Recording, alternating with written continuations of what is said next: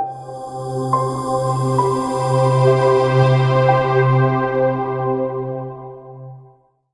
everyone, it's Sarah Rudolph with Vital Life Physical Therapy and Wellness in Longview, Texas. Today I'm speaking to moms of young children and also grandmothers who have young grandchildren who you may still be picking up from time to time. So something that I see often in my clinic and with women that I work with is a distortion of the pelvis.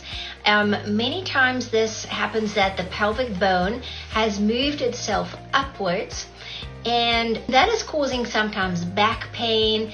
It can cause you to have a hip that sort of sticks out to the side, and it can also actually cause issues with the strength of your deep core muscles and your pelvic floor if your pelvis is torqued or out of alignment. Now, one thing that can cause this is the way that you carry your babies or your children, toddlers, or grandchildren.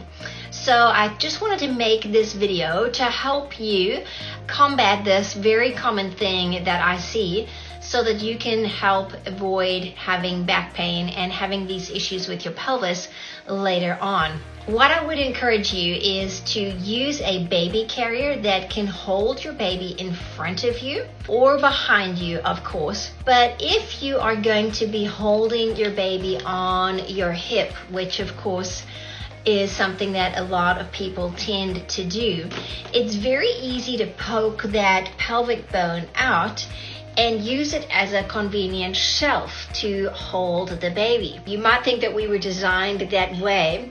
However, if you continue to do that, that is going to give that pelvic bone the tendency to ride up.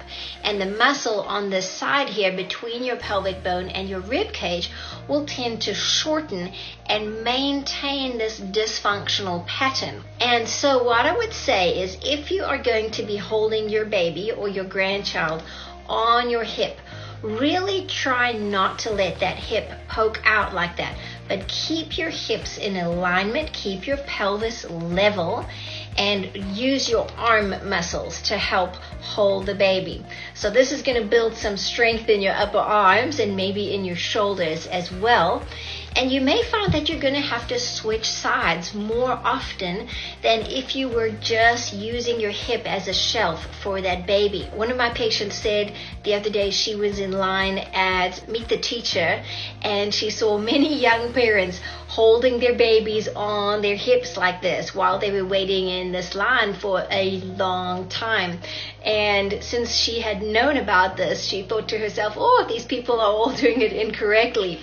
So just wanted to share this tip with you, that if you have a small child or toddler, it's best to try to hold them in the front, either with your hands or with a baby carrier on the front or back.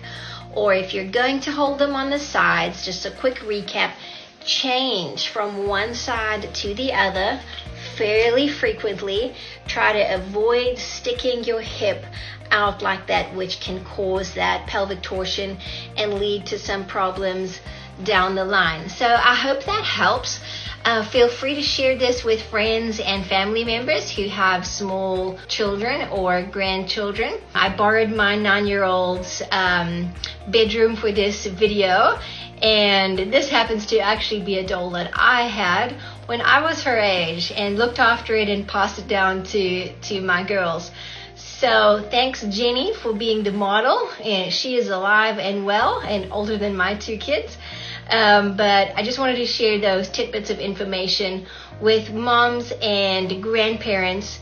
And you know what? If you recognize yourself as having one of those hips that is sticking out, see a physical therapist about how to get rid of that and correct that abnormality. It's never too late to work on that and get your pelvis into alignment, which can really help with resolution of back pain, hip pain, and even dysfunctional pelvic floor issues. Once we get those bones in place, the muscles come into place and things work a whole lot better.